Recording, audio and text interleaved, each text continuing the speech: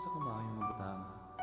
Mayong buntag mga igsuon diha sa Ginoo, mga higala, mga silingan. Kumusta ka mo karon? Hinaot nga anak ka mo karon sa maayong panglawas. O adto na usab kita sa pulong sa Dios. Ngayon kabuntagon. Apan sa dili pa atong basahon ang iyang pulong karon sa Revelation chapter 3 verse 11. Ang iyang pulong nagingon, "Behold, I come quickly. Hold fast what you have, that no one may take your crown." Ang Dios magpanalangin sa iyang pulong gampota. Amahan nga labing gamhanan, Dios, ikaw sa walay katapusan, nining orasa sa kabuntagon. Salamat sa imong kaayo. Salamat, Ginoo, sa imong protection sa tibuok, Ginoo, kinabuhi sa imong mga katawhan sa tibuok kanasuran, Ginoo, potob sa tanang mga imo, o Dios. Among mga pag-ampo nga ikaw ang Dios padayon nga magapamuhat nining adlaw, ilabi na kinabuhi sa mga frontliners, Lord. Salamat, Ginoo, sa ilang mga kinabuhi o gamong mapag-ampo nga mapadayonon ng imong protection, Ginoo, magauban kanila, maganunot sa ilang kinabuhi o panalangini ang ilang mga kinabuhi o ang ilang panimalay, magapanalipod ikaw, o Dios. Uban ang mayong panglawas, Ginoo. Salamat na ining orasas kabuntagon, bisan sa imong mga alagad karong adlaw nga nagamantala sa imong pulong sa tibuok, Ginoo, kalibutan karon. Salamat ng imong gahom, dili kulang, Ginoo, nga maganunot ngadto sa imong mga katawhan, sa imong mga alagad. Ikaw magagamit nining adlaw, o Dios, sa imong mga alagad o balaana, panalangini o dihugang imong mga pulong kan sa mga pulong maghatod kanamo, Ginoo, ngadto sa lawom nga pagpamalandong diha kanimo, Dios. Salamat, Lord, sa imong kaayo nining kabuntagon o magaayo ikaw sa tanang may balantian nining adlaw. In the name of Jesus, bisan sa tanang may mga problema, Ginoo, salamat nga ikaw ang Dios sa kasulbaran nining adlaw. Kalaykod ka, among itugyan diha kanimong tanan, sa ngalan ni Jesus among maduluwas. Amen. Hallelujah. Ang iyang pulong nagingon, "Behold, I come quickly. Hold fast what you have, that no one may take your crown." Nini kabuntagon, maghiskot ta sa gitawag, the announcement to prepare. Ang pagpahibalo sa pagpangandam. As what we know that our time is getting shorter, and the coming of our Lord Jesus Christ is more closer than before. O ni karon atong makita, no? Sa atong nasayran nga atong panahon, naganam og ka-jutay og ang pag-abot sa Ginoo nga atong manluluwas nagkahaduol. As what the book of Romans chapter 13 verse 11, doon na siya passage nga giingon diha, "It is nearer than when we first believed." Duol na jud kaayo. Duol na jud kaayo nga mas duol pa siya kaysa kaniadto patang nito. Mas duol siya karon. Mas duol siya karon. Nining kabuntagon, dunay duhang kabutang atong paghisgutan karon. Two things to ponder. First is get ready for this announcement. Kaduha, rejoice of this announcement. First is, get ready for this announcement. Pangandam alang ni ini nga pahibalo sa verse 11, mga tudpa niya. Hold fast, kupti.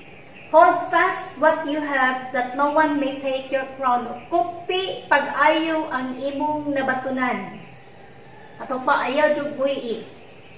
Aron walay makakuha sa imong korona, sa imong purong-purong.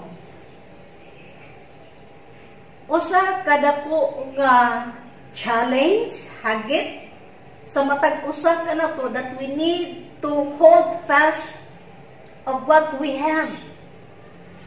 Usa ni kadako nato karon nga hagit nga kung unsa may naa sa ato karon kinahanglan ato na siyang kuptan.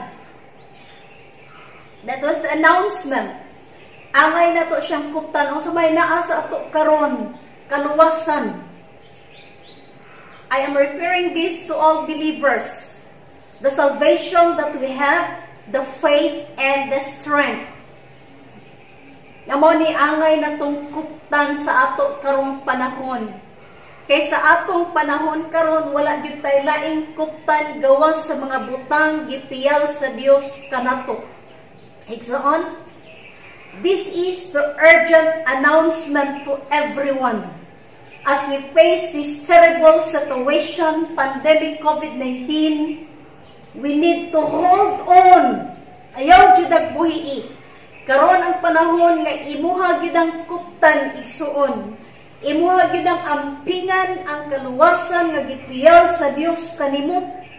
Igsuon, imo gyud ang angay ampingan tungod kay ang atong panahon karon panahon sa kaguliyang. We have to hold on because we are surrounded by many temptations and trials that can lure us away from the path of righteousness. Nga karong panahon na atong makita, no?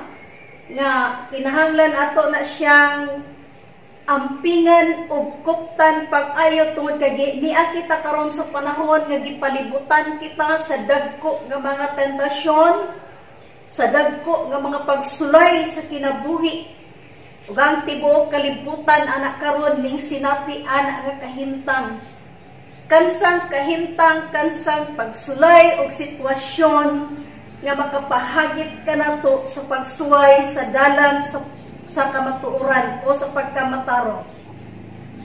Therefore, what we are going to do is, first, we live wisely in evil ways. Inahanglan nga magkinabuhi kita nga manggialamon ining dautan nga mga panahon.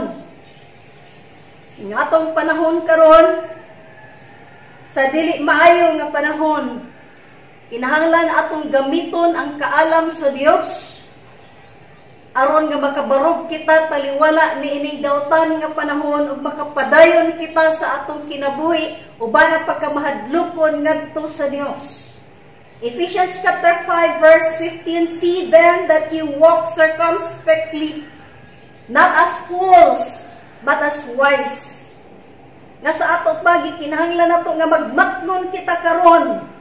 Magbantay kita karon, no? Magmatnon ta, magbantay ta sa atong pagkinabuhi. Atong pagkinabuhi, dili ingon nga mga dili manggialamon, kun dili mga manggialamon. Not as fools but as wise. Nga sa ato pa karong panahon na ang gikinahanglan sa Dios sa iyang katawhan, nga iyang katawhan magkinabuhi karong panahon na nga mga taong manggialamon sa mga maayong butang. Busa miingon siya nga magbantay ta sa atong pagkinabuhi karong panahon na. Hallelujah. Adunay sugilanon sa Biblia mahitungod niya atong 10 virgins nga atong makita og tingali kamong tanan nasayod na niini. Nga katong 10 virgins nga both of them nangandam sila samtang nagpaabot sa ilang pamanhonon, nagsuot na sila sa ilahang suot sa pagsugat sa ilang pamanhonon, suot alang sa kasal. Unya aduna sila ipangkuptan ng mga lampara, nga adunay mga oil samtang nagpaabot sila. But not all of them nga adunay extra oil. That was the second 5. The first 5, doon na siya enough nga oil nga dili po niya pwedeng ikapanghatag sa uban. Enough ragid para sa iya. And then the other, second 5 is naa siya oil, pero ang oil nga para sa iyang lampara dili paigo, meaning jutay lang yun. Okay? Aniya, pareho sila nagpaabot sa groom. But sad to say and sad to know, nga pag-abot sa tukmang panahon ng ilang groom, ilang sugaton, kay niabot na ang tingog o kinahanglan silang mangandam aron sa pagsugat. But sad to say and sad to know that the second five were not able to meet their grooms because of their oil is very few. Sama ni karon nga panahon, nining mga oras sa karon, sa tibuok kalibutan, kutob sa tanang katawhan sa Dios. Ingon ta ni ani karon, aduna tay mga attire nga mao ang business pagkamatarong, uban diha sa pagkamahadlokon sa Dios. Naa ka nato karon ang pulong sa Ginoo. Busa ako mong hagiton nga nining mga oras sa karon, gather your family and share the word of the Lord. Ay mao na atong suga niining manghiob nga panahon. And then the works of the Holy Spirit parehas ta tanan karon. Dunay mga lana sa buhat sa gahom sa balang espiritu alang sa kahayag nga mao ang kinabuhi sa Dios. Hallelujah. And be sure to check your oil. Kay kung jutay ra ang imong oil, dili na makalahutay niining panahon sa kangit-ngit, niining panahon sa kangiob. Gako mong hagiton karon as long as we have time, as long as we have enough time to check. Subaya na, susiha imong kaugalingon, aron nga, dili ta magmahay sa unahan igsuon. Aron nga tanan ta, inig anytime, anywhere mo balik ang Ginoo, tanan ta nga musugat kay nagingon yun ang iyang pulong nga mangandam yun ta kay mo balik mo abot yun ang atong manluluwas. Hallelujah. Wala ta kabalo kung kanos-a, kung unsang orasa, apan ang iyang pulong nag-ingon sa Amos chapter 4 verse 12, prepare! O sa katingog, sa pagpahinumdom, sa pagpahibalo ka natong tanan to get ready and prepare for the coming of our Lord. Alang ka nato. The second five failed to meet their groom because their oil is few. Therefore, we need to wake up. Kinahanglan karon nga mubangon na ta. Kinahanglan karon nga magmagnon ta, magbantay ta sa tong kinabuhi o magmanggialamon kita. Aron nga makahimo kita sa pagpadayon, pagpaabot sa pagbalik sa Ginoo nga atong gialagaran. Ikaduha, chart your call on election sure. 2 Peter chapter 1 verse 10, it says, therefore, brethren, be even more diligent to make your call on election sure. For if you do these things, you will never stumble. So, giingon siyang pulong, busa mga igsuon, kinahanglan nga atong himuon ang pagkamakugihon sa pagsusi sa atong pagkatinawag o pagkapinili o sa diyang ato ning buhaton ang iyang pulong nagingon, dili gyud ikaw mahapangdol, dili gyud ikaw maunsa igsuon.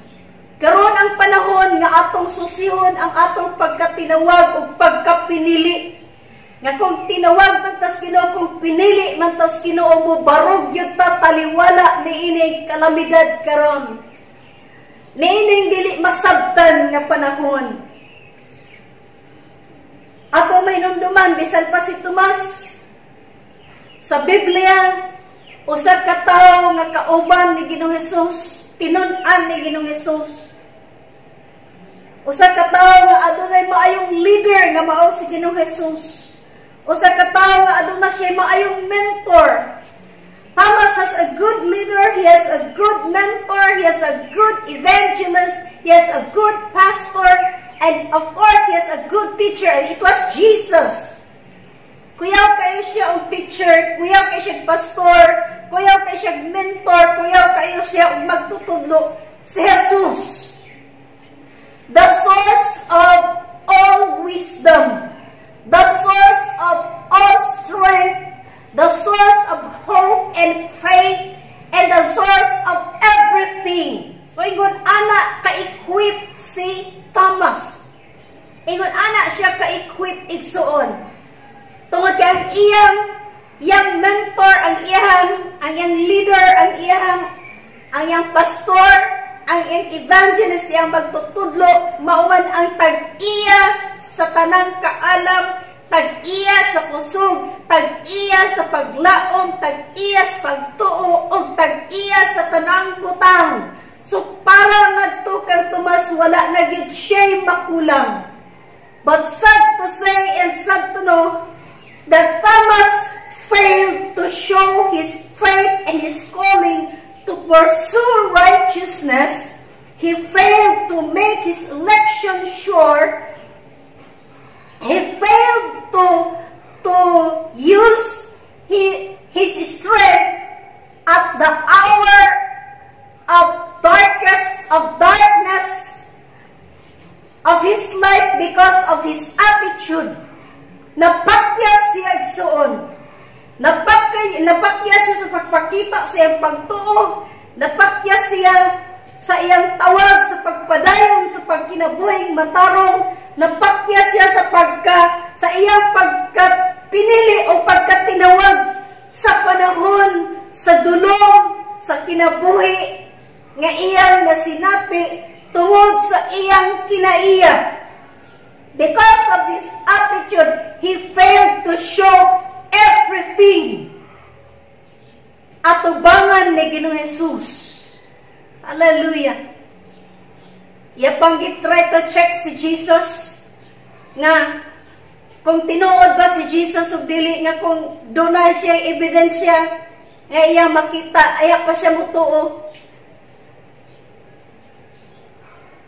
Adunay mga panahon igsuon nga sa atong kinabuhi ang mga alagad sa Dios gigamit sa katawhan alang sa katawhan sa Dios sa pagmatuto, pagbadlong, pagpanulid aron sa pagsangkap sa kinabuhi sa tao. But sad to know and sad to say that because of their attitude, mahimong mapakyas igsuon. Basta ako mong ingnon, bangon og pangandam alang niini nga pahibalo. Kansang pahibalo mao ang pagpahibalo nga angay gyud natong koptan aron dili kita mapakyas sa atong pag-ila o pagpadayon sa pagpaabot sa Ginoong Hesus. Hallelujah.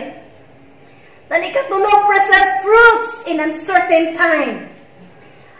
Psalms chapter 1 verse 3 nagingon, he shall be like a tree planted by the rivers of water that brings forth its fruit in its season. Nga may sama siya sa usa ka punuan, sa usa ka kahoy nga natanom diha sa tubig, diha sa mga suba sa tubig nga magdala og bunga sa tukmang panahon, sa iyang tukmang panahon. Iniyang giingon sa iyang pulong, dili ba ka ng kahoy o punuan o prutas nga natanom diha sa daplin sa tubig, mamunga siya o gani magpuna pa siya og pamunga sa uban nga mga kahoy nga layo siya sa tubig. Tungod kay kumpleto siya o puno siya, busog siya kanunay siyang gikinahanglan kay duol siya sa tubig igsoon.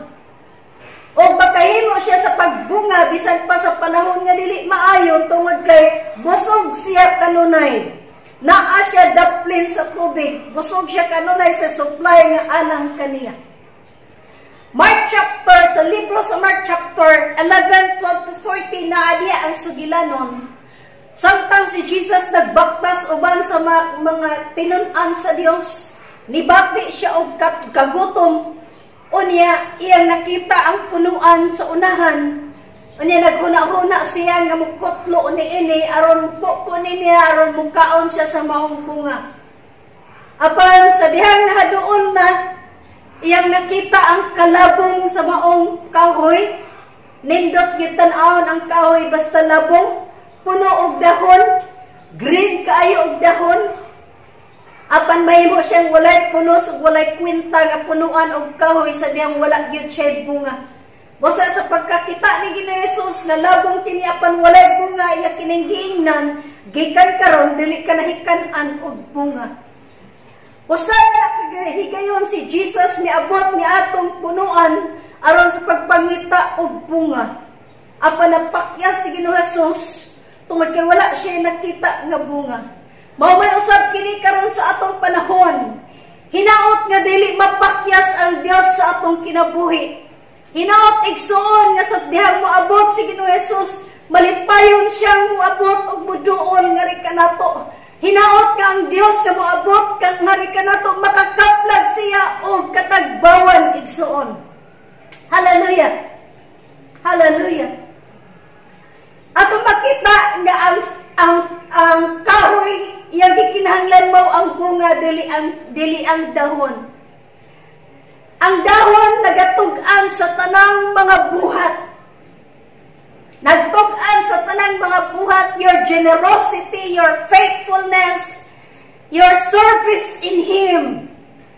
Ang imong pagkabuutan, ang imong mga buhat, ang imong pagkamaayo, that is all lives. Apan ang gipangita sa Dios ang bunga sa imong pagkamatinud-anon, ang bunga sa imong pagkaalagad sa Dios, ang bunga sa imong pagkamagtotoo diha sa Dios, mao ang bunga sa gahom sa Balang Espiritu igsoon. Sa libro sa Galatians chapter 5 verse 22 na diha gihunagway ang tanang bunga igsoon. Ang pinakadako nga bunga igsoon nga naa niini ang tanan siyang kabunga nga naa niini ang tanan nga gikinahanglan sa Ginoo ang nain ang siyam. Hallelujah. Ang siyam ka content, ang siyam kabutang naa sa sulod nga ato nga bunga igsoon. Ngayang gisgutan og iyang gikinahanglan nga sa atong panahon karon angay niyang makita. Angay niyang makita ang atong ang atong gugma ngadto sa iya, ang kalipay taliwala sa ingon ani nga panahon, ang kalinaw nga mahimo natong kaya natong ibalig sa atong kaugalingon sa taliwala nining dili masabtan nga panahon tungod sa bunga ni Ginoong Hesus nga naa sa imong kinabuhi, ang espirituhanon nga bunga ang iyang gipangita sa atong panahon karon. Dili lang kini kay kaniadto pa, kundi labaw sa tanan karon nga panahon gipangita kana sa Dios igsoon. Hinaot nga karong panahon na makaplagan kini sa Dios sa atong mga kinabuhi igsoon. Hallelujah. Hallelujah. The day is coming that Jesus visit you to check what you have. Taniabot kining mga panahon na si Ginoong Hesus mo dual ka na to aron sa pagsusi kung unsay naa na to. Unsay naa na to. Busa ang pingi gayud ka na. Atong tanaw nga ang kalibutan kang the world is ready to accept all His system. And Jesus is ready to come to take His church, that is you.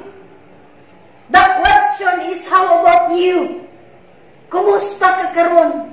Ang kalibutan andam na sa iyang pagabuhaton.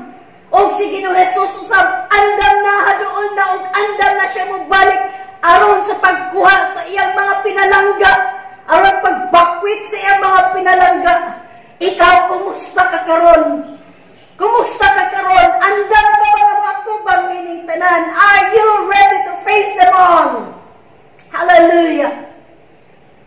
Hinaot nga dili magpakyas ang Dios sa iyang pagbalik niya kanimo. Hinaot nga dili magpakyas ang Dios kanato igsuon.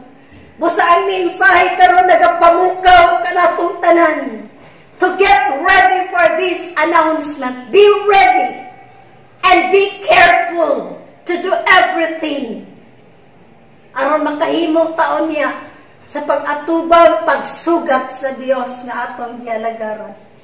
Ikaduha, rejoice of this announcement. Pagkalipay ni ini nga pahibalo. Ang iyang pulong nagingon, behold, I come quickly. Tanawa ako moabot sa dili manugay. Tanawa ako moabot nga magadali. Ako moabot sa walay paglangan. This is the good news to everyone that we need to rejoice. This is not a threatening judgment, but a hopeful event. Usab kini ka malaumon nga panghitabo that Christ will return to take His church out of the hour of trials. Nga si Ginoong Hesukristo gayon bubalik taliwala ni ining panahon sa mga pagsulay igsoon sa mainit na panahon. Basta si James chapter 5 verse 8 nag-ingon, you also be patient, establish your hearts, for the coming of the Lord is at hand. Matod pa niya. Hallelujah. Kanuusan bang mapailubon o barog nga ligon da sa imong kasing-kasing kay paliabot ang mga adlaw sa pag-abot pagbalik sa Dios. Busa ingnon ko kamo karon igsuon samtang nagpaabot ta nga malipayon diha sa Dios. Magpaabot kita nga may kalig-on, stand firm in your hearts. Magpaabot kita nga dunay kalig-on sa sunod sa atong kasing-kasing. Ang iyang pulong dili ni is not a word of suggestion, but a word of challenge. And this is what we need today as we face these uncertain times. Stand firm. Hallelujah. Nga kiniyang pulong dili ni ingon na usa lang ka suggestion kung dili usa ka hagit sa matag usa ka nato karon. Nga angay natong dasigon atong kaugalingon og mobarog tang lig-on nga mapadayonon sa atong kasing-kasing samtang nagpaabot kita niini nga panahon karon. Ubanang kalipay sa Dios. Hallelujah. O baw kini atong gikinahanglan karon samtang nag-atubang kita niining malisod nga panahon. Barog galig-on diha sa Dios. John chapter 16 verse 22, therefore you have no sorrow, but I will see you again, and your heart will rejoice, and your joy no one will take from you. Sa ingingon sa pulong sa ingon ni anak, may kasakit kamo karon, mo ni karon atong gisinapi. Mga kasakit, mga kaguliyang nga dili masabtan, batikos diri, batikos dito, dili na to masabtan ang panahon karon. Apan niingon siya, makikita ra ako kaninyo pag-usab. Batod pa niya, but I will see you again. O sa diyan, makikita siya kanato ang atong kasing-kasing gayon. Magakalipay sa hinabihan kang sa kalipay, dili gayon. Dili gayud makuha, wala unyay makakuha sa atong kalipay. Wala unyay makabalda sa atong kalipay. Pag-abot sa tukbang panahon, ang imong kalipay walay bisan kinsa nga makatandog ug makakuha. Ang imong kadaugan igsoon, walay bisan kinsa nga makatandog niini tungod kay ang Dios imong kauban. Zechariah chapter 9 verse 9, nagingon siya, rejoice greatly, O daughter of Zion. Shout, O daughter of Jerusalem. Behold, your king is coming to you.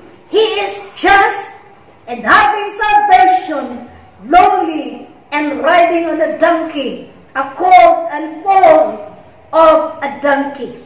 Sa gingon siyang pulong matod pas libro ni Zacarias chapter 9 verse 9, pagkalipay sa hilabihan, babae nga anak sa Zion, paghugyaw, o babae nga anak sa Jerusalem, tan-awat karon ang imong hari, umaabot alang kanimo, he is coming for you. Wabot siya alang kanimo, alang kanatong tanan. Siya ang usa ka hari, usa ka Dios nga matarong, nga nagdala sa maong kaluwasan, usa ka mapaubsanon matod pa sa iyang pulong nga nagasakay sa asno bisan sa usa ka nating asno. Ang iyang pulong naghisgot nga magkalipay kita samtang nagpaabot kita sa atong panahon karon. Nga bisan sa kagulihan sa panahon, nga bisan sa mga problema, nga bisan sa dili masabtan nga panahon. Buot sa Dios nga magpadayon kita sa pagpaabot kaniya nga malipayon igsoon. Nga makakat-unta ng atong kabalaka itugyan diha ra gayud sa iya. Nga makakat-unta nga musalig gayud kaniya sa atong panahon karon, nga magpadayon tang moalagad kaniya may pagsalig nga malipayon.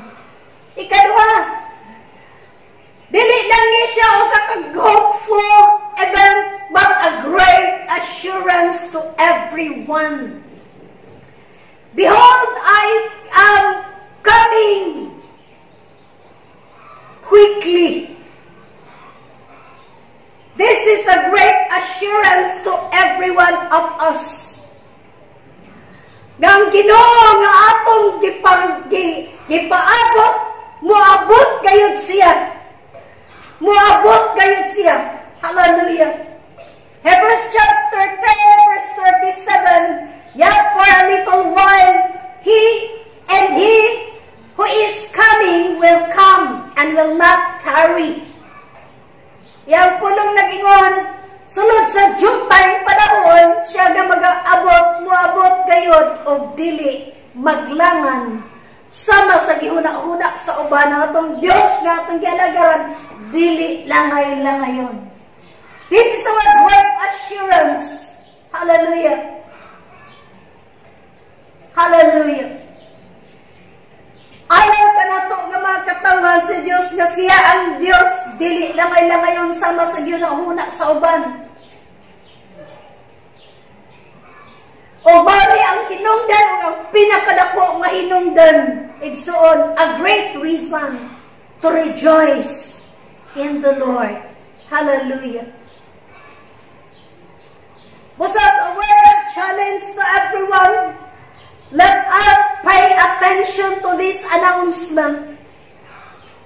Let us pay attention to this announcement to prepare for His coming, prepare ourselves for His coming, and get ready and rejoice as we face calamity today.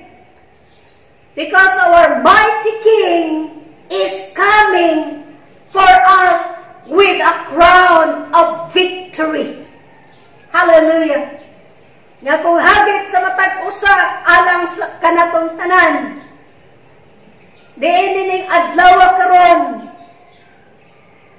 nga atong tagaan ug dakong pagtagad ang pahibalo sa pagpangandam sa iyang pagbalik. Atong susihon ang atong kaugalingon ug atong andawon atong kaugalingon ug samtang kita nagpaabot na adunay kalipay samtang nag-atubang kita niining kalamidad sa atong panahon karon. Tungod kay Ginoo nga atong gipaabot mo ang hari, mubalik uban ang kadaugan igsuon alang kanatong tanan. Ug nining oras sa igsuon, ako kang hagiton karon. Andamay mong kaugalingon. Andamay mong kaugalingon. Tahiabot ang atong Dios nga hari sa tanang mga hari. mubalik uban ang korona sa kadaugan. Ang Dios magpanalangin sa iyang pulong, iya ang himaya. Hallelujah, magangkot ako. Ginoo nining oras sa Ginoo sa kagbuntagon, salamat sa imong kaayo. Salamat sa imong mga pulong kat sa pulong nimo o Dios. Karon Ginoo, hingkaylan o Dios, kutob sa tanan nga makakita o makadungog niini Ginoo nga mensahe. Ikaw ang Dios magapamuhat, maganunot ang imong gahom sa imong mga pulong na si bisan kinsa ang makakita o makadungog niini, magapamulong ikaw sunod sa iyong kasing-kasing o ikaw magahatag o kadasig samtang nagapaabot kami Ginoo sa imong pagbalik Ginoo. O sa ginawa mo mga pag-ampo nga samtang aduna pa'y panahon, Lord, tabangi kami sa pag-repair sa mga kaugalingon, alam sa mong hinanali nga pagbalik ka na mong tanan o God. O balaanag panalangini ang imong mga katawhan karon. Liguna ang imong mga katawhan karon. Bisan sa imong mga alagad nining adlaw Ginoo magagahom ikaw o Dios magadlihom. O sa tanang katawhan sa tibuok kalibutan karon Ginoo, ikaw ang Dios magalig-on tungod kay ikaw ang Dios mauman ang Dios Ginoo. Amo mapag-ampo Ginoo nga padayon ikaw Ginoo nga magapabuhat. Magapananlipod ikaw bisan pa sa mga kaigsuonan nga tuwa sa gawas sa nasod. Protection ni ang ilang kinabuhi tali ni Ginoo, ni Ginoo mga balatian nga dili masabot ug God. Protection ni ang ilang kinabuhi o tabu ni sa mga mili nga dugo. Nga mo mga frontliners, protection ni o God. O tabu ni sa mga mili nga dugo o bali nilang pamilya o God. Ang tibuok katawan sa tibuok kalibutan ng imong protection, Ginoo. Lord, magakainap kayo o Diyos na panahon ng karon, Ginoo, panahon sa kasakit. Salamat, Lord, sa imong pagabuhat. Kasamtang nag-abot, nag-atubang kami niini nga panahon. Matubang kami nga adunay kalinaw, adunay paglaom, adunay kalipay, O God. Salamat, O God. Magapanalangin ikaw, magapalaan bisan pa manining tibok adlaw. Sa tanan ng mga imo, O Diyos, sa tanan ng mga katawhan nimo, O Diyos. Salamat nga imo Ginoo protection Ginoo, nagakailap Ginoo sa tanan nimong katawan o sa panimalay sa imong katawan. Imong mga katawan karon Ginoo panahon na sa tibok katawan sa tibok nasod panalangin Ginoo nga bisan sa ilang mga lamisa dili makulangan sa kinahanglan O Dios adlaw-adlaw. O dalay kun ikaw O God, dalay kun ikaw. Tudloy kami nga magkinabuhi nga may kaalam sa among panahon karon. Alang Ginoo sa imong kaymayaan.